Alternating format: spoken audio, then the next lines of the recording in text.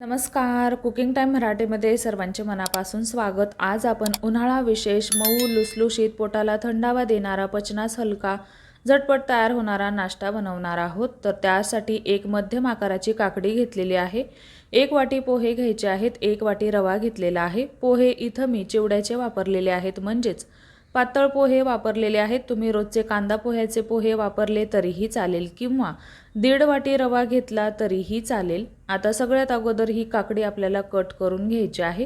काकडी कट केल्यानंतर थोडीशी खाऊन पाहायची आहे. जर का काकडी कडू लागली तर ती आपल्याला नाश्त्यासाठी वापरायची नाही. कडू लागणारी काकडी आपल्या आरोग्यासाठी उत्तम नसते, यासाठी थोडीशी खाऊन पाहायची. आता ही काकडी मी बारीक अशी कट करून घेणार आहे. काकडी कट करत असताना यावरचं साल मी काढून घेतलेलं नाही. जर का तुम्हाला साल काढायचं असेल तर काढलं तरीही चालेल. कट केलेली काकडी मिक्सरच्या भांड्यामध्ये काढून घेतली. यानंतर घेतलेला रवा यामध्ये घालायचा आहे. पाणी न घालताच हे आपल्याला मिक्सरला बारीक असं फिरवून घ्यायचं आहे. नंतर आपण यामध्ये पोहे घालणार आहोत. तर आता इथे पहा, काकडी आणि रवा मी मिक्सरला पाणी न घालताच बारीक करून घेतलं. आता यानंतर आपण जे घेतलेले पोहे आहेत ते सुद्धा यामध्ये घालायचे आहेत. यानंतर चवीनुसार मीठ घालायचं आहे. अर्धा छोटा चमचा साखर घालायची आहे. साखर घालणं अगदी ऑप्शनल आहे. याने आपल्या नाश्त्याला खूप छान असा रंग येतो. यानंतर 2 मोठे चमचे आपल्याला दही घालायचं आहे. मूठभर कोथिंबीर घालायची आहे. दही घालत असताना ते थोडंसं आंबटसर असावं, याने नाश्त्याला खूप छान अशी चव येते. आता याच वाटीने आपल्याला पाण्याचा वापर करायचा आहे. तर व्हिडिओच्या शेवटी मी तुम्हाला सांगेन मी किती पाणी वापरलं. आता हे वाटत असताना मला 1.5 वाटी इतकं पाणी लागलेलं आहे. आता हे मी 2 बॅचेसमध्ये वाटून घेतलं. एकाच वेळी मिक्सरमध्ये सगळं मिश्रण बसलं नाही. आता हे आपल्याला व्यवस्थित असं मिक्स करून घ्यायचं आहे. मिक्स करत असताना जर का तुम्हाला वाटलं हे खूपच घट्ट आहे तर तुम्ही यामध्ये थोडंसं पाणी घालू शकता, पण मला गरज वाटली नाही. आता हे आपल्याला झाकून ठेवायचं आहे. आता हे आपल्याला 10 ते 15 मिनिटांसाठी मिश्रण भिजू द्यायचं आहे, जेणेकरून यामधला रवा व्यवस्थित असा भिजला जाईल. तर आता मिश्रण तुम्हाला इथं थोडंसं चिकटसर दिसत असेल व खूप जास्त घट्टसुद्धा दिसत असेल, तर यामध्ये आपल्याला लागेल तसं पाणी घालायचं आहे.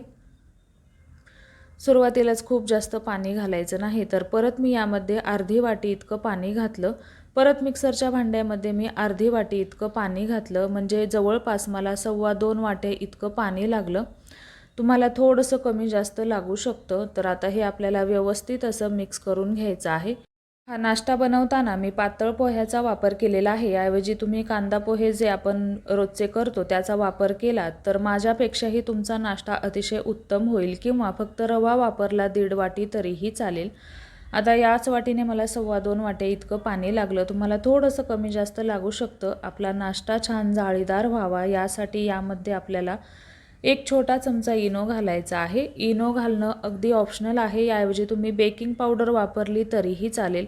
सोडा वापरू नका. याने नाश्त्याला खूप सारा वास येतो व नाश्ता खाण्यासाठी चांगला लागत नाही.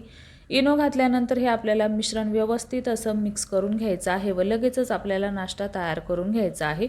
यासाठी आता डोशाचा तवा मी कडकडीत गरम करून घेतलेला आहे व यावरती 2 पळ्या इतकं बॅटर आपल्याला सोडून घ्यायचं आहे.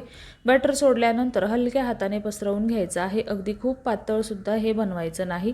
काकडीचे डोसे बनवताना खूप जास्त पातळ बनवले तर ते व्यवस्थित असे पटकन खालच्या साईडने शेकले जाणार नाही व चिकटून बसतील. तर आता इथे पहा, थोडासा गुबगुबीतच डोसा मी तयार केलेला आहे. आता एका साईडने व्यवस्थित असा हा डोसा शेकला गेला की दुसऱ्या साईडने सुद्धा आपल्याला व्यवस्थित असा शेकवून घ्यायचा आहे. गॅसची फ्लेम खूप महत्त्वाची आहे. हा डोसा शेकवत असताना गॅसची फ्लेम आपल्याला सुरुवातीला मिनिटभरासाठी हाय ठेवायची आहे. नंतर हा डोसा आपल्याला दोन्ही साईडने भाजताना गॅसची फ्लेम आपल्याला मिडियमपेक्षा थोडीशी बारीक ठेवायची आहे व हे डोसे आपल्याला व्यवस्थित असे भाजून घ्यायचे आहेत दोन्ही साईडने. तर पहिला डोसा पहा, अतिशय छान असा तयार झालेला आहे. तर हे डोसे तुम्ही ओल्या नारळाच्या चटणीसोबत खाऊ शकता किंवा शेंगदाण्याच्या चटणीसोबत खाऊ शकता. मुलांच्या डब्यासाठी देऊ शकता. सकाळच्या नाश्त्यासाठी सुद्धा बनवू शकता. अतिशय झटपट असे हे डोसे तयार होतात. रव्याचं वजनी प्रमाण म्हणाल तर 200 ग्राम इतकं आहे. पोह्याचं वजनी प्रमाण म्हणाल तर 20 ते 25 ग्राम इतकं होतं, कारण पातळ पोहे वापरले होते. तर हा नाश्ता मी टोमॅटोच्या कच्च्या चटणीसोबतच खाल्लेला आहे. तुम्ही याऐवजी ओल्या नारळाची चटणी बनवली तरीही चालेल. तर पहा, मऊ लुसलुशीत असा हा आपला नाश्ता तयार झालेला आहे. कशी वाटली तुम्हाला आजची रेसिपी? आवडली असेल तर रेसिपीला एक लाईक नक्की करा आणि चॅनलवरती नवीन असाल तर सबस्क्राईब करा. धन्यवाद.